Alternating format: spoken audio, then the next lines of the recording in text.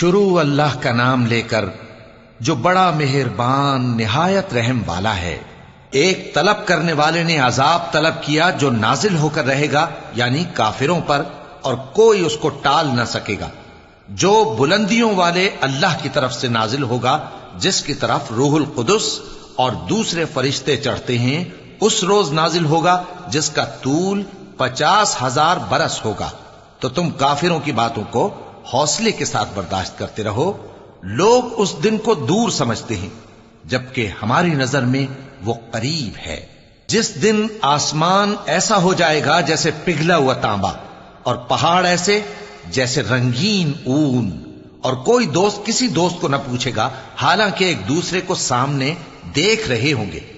اس روز گناہگار چاہے گا کہ کسی طرح اس دن کے عذاب کے بدلے میں سب کچھ دے دے، یعنی اپنے بیٹے اور اپنی بیوی اور اپنے بھائی اور اپنا خاندان جس میں وہ رہتا تھا، اور جتنے آدمی زمین پر ہیں، غرض سب کو دے ڈالے، پھر اپنے آپ کو عذاب سے چھڑا لے۔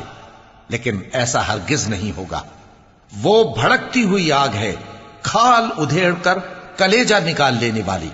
وہ ان لوگوں کو اپنی طرف بلائے گی جنہوں نے دین حق سے اعراض کیا اور منہ پھیر لیا، اور مال جمع کیا پھر سینت سینت کر رکھا۔ کچھ شک نہیں کہ انسان کم حوصلہ پیدا ہوا ہے۔ جب اسے تکلیف پہنچتی ہے تو گھبرا اٹھتا ہے، اور جب ملتا ہے اس کو مال تو بخیل بن جاتا ہے۔ مگر نماز ادا کرنے والے جو نماز کا التزام رکھتے اور ہمیشہ پڑھتے ہیں، اور جن کے مال میں حصہ مقرر ہے، یعنی مانگنے والے کا اور نہ مانگنے والے کا، اور جو روز جزا کو سچ سمجھتے ہیں، اور جو اپنے پروردگار کے عذاب سے خوف رکھتے ہیں، بے شک ان کے پروردگار کا عذاب ہے ہی ایسا کہ اس سے بے خوف نہ ہوا جائے۔ اور جو اپنی شرمگاہوں کی حفاظت کرتے ہیں مگر اپنی بیویوں یا باندیوں سے کہ ان کے پاس جانے میں انہیں کچھ ملامت نہیں، اور جو لوگ ان کے سوا اور طریقے ڈھونڈیں تو وہ حد سے نکل جانے والے ہیں، اور جو اپنی امانتوں اور اپنے عہد و پیمان کا پاس کرتے ہیں، اور جو اپنی گواہیوں پر قائم رہتے ہیں، اور جو اپنی نماز کی پابندی کرتے ہیں، یہی لوگ جنتوں میں عزت و اکرام سے ہوں گے۔ تو اے نبی، ان کافروں کو کیا ہوا ہے کہ تمہاری طرف دوڑے چلے آتے ہیں، دائیں اور بائیں سے گروہ گروہ ہو کر جمع ہوتے جاتے ہیں؟ کیا ان میں سے ہر شخص یہ امید رکھتا ہے کہ نعمت کے باغ میں داخل کیا جائے گا؟ ہرگز نہیں۔ ہم نے ان کو اس چیز سے پیدا کیا ہے جسے یہ جانتے ہیں۔